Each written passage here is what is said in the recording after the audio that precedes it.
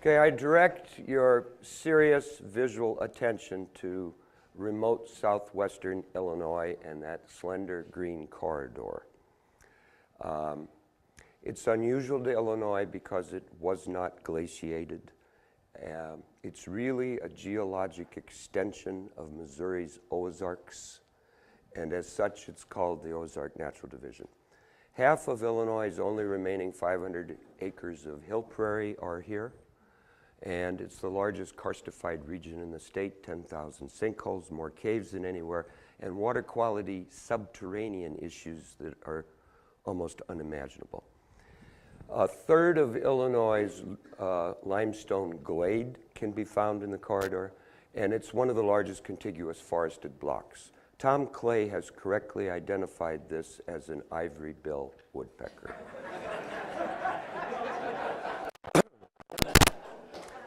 There are at the base of our bluffs some wetlands that serve an important ecological purpose, and herps breed there and then retreat to the bluffs. But more important, this slide's kind of a testimony to the wisdom of the VLI vision in that these long-range migrants, phalaropes, and bitterns stop over at our place so they can breed and hack'em-attack. They have figured out a network. The species is unusual rich diversity. What's important is 7 endemic troglodytic, globally rare species because of karst that exists nowhere else on planet Earth. Springtails and so on. Story of IWAP, the sci-fi part, is scientific in that it is a brilliant science-based blueprint. It was fictive in that there was little energy and fanfare from Springfield with its release.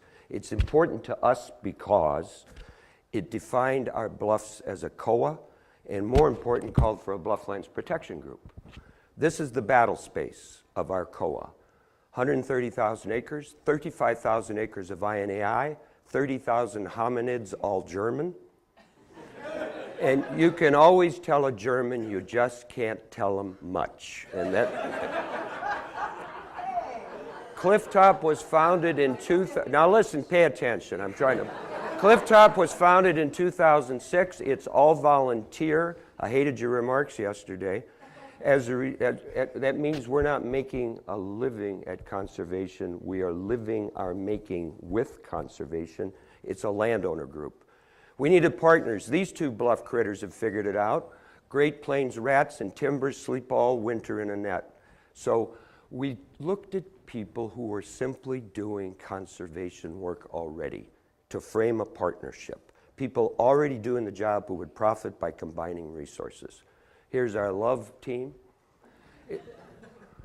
It's local groups. It's also a land trust, regional, DNR field staff, Turkey Federation. You can look at the acronyms. It were folks who were working it. So we wrote a plan to implement IWAP at the local level. That was the first thing we did in 2007. In the last 5 years, we've conducted 60 outreach ops, 12,000 hours in stewardship, brought $1 million in federal funding to the area that went mostly to landowners that went to local contractors.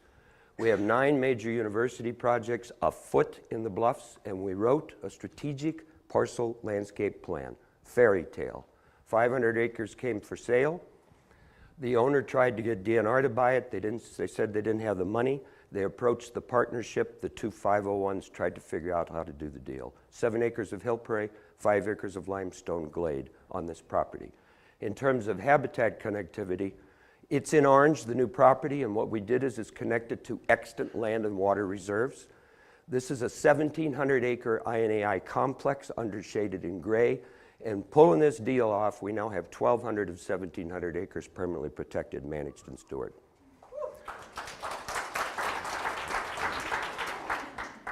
How to rig the deal was important, and honest to God, members of this room helped us, and the network. How are we going to do it? And we did something never done in Illinois before. Illinois' first joint venture. Clifftop and the RCD jointly own this tract, and we stewarded it. It hadn't been done before. Financing came from 4 sources. A first state wildlife grant to a joint ownership venture, gracious Grand Vic, gracious clean energy, and then we had the opportunity to run our first ever local fundraising campaign for a stewardship fund, and I'm proud to say $60,000 in a few months. Development of infrastructure, we had a little help from Grand Vic. We hired a local contractor, but we also used an IDNR landscape architect, told us how to do the steep slope trails, back to the partnership, and local businesses ponied up materials and equipment, and our volunteers did the rest. We had a mine, it had to be closed. We did a science experiment. We got a science team from INHS, Bat Conservation International, ISS, and IDNR. They devised a plan, local cave groups bat-gated it, and our volunteers mortared the other entrance shut. It's instrumented, and the experiment is ongoing. We want colonial bats and cave critters. We started stewardship with volunteer work and seed collection, some prairie restoration. Burning's going to begin next week, but here's what's important. We're applying our first ever in Illinois NRCS focus dollars to already bring a WIP contract on it. We're waiting for federal fallout of EQIP monies, and we're dealing with Kent and Turkey Federation for stewardship forest improvement monies on the rest. We had our celebration. It was a love boat. Bottomland bean growers with budding botanists, and they all had one common denominator. 130 people all had given dough or time to this project. So what it means to us, the moralistic, didactic part of the story, is public-private partnerships are the way ahead. Governments nor the governed can do it alone. And in terms of cooperation, if you need more resources, try combining forces. And finally, you can get a lot more done if you don't care who gets the credit.